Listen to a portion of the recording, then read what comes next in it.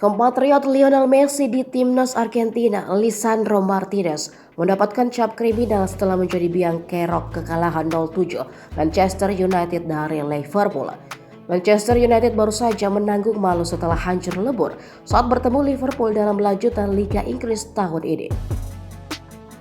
Bertandang ke markas Liverpool Stadion Anfield pada Minggu 5 Maret waktu setempat, Manchester United harus menelan pil pahit.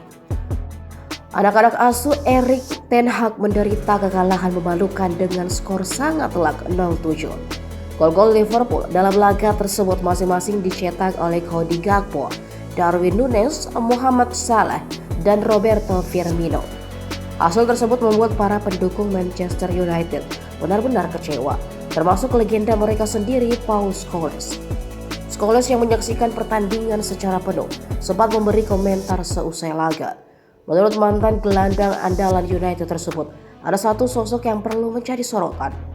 Sosok yang dimaksud Scholes adalah bek tengah Lisandro Martinez.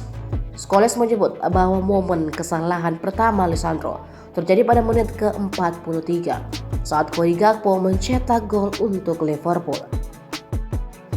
Dalam proses gol tersebut, Lisandro malah menutupi pandangan David De Gea yang berusaha menghentikan lesakan Gakpo. De Gea juga tidak menyukai aksi sang bek yang berusaha untuk menghalangi tembakan Gakpo. Kompatriot Lionel Messi tersebut juga dinilai sempat membuat kesalahan beberapa kali saat menghadapi bek sayap Liverpool, Andre Robertson.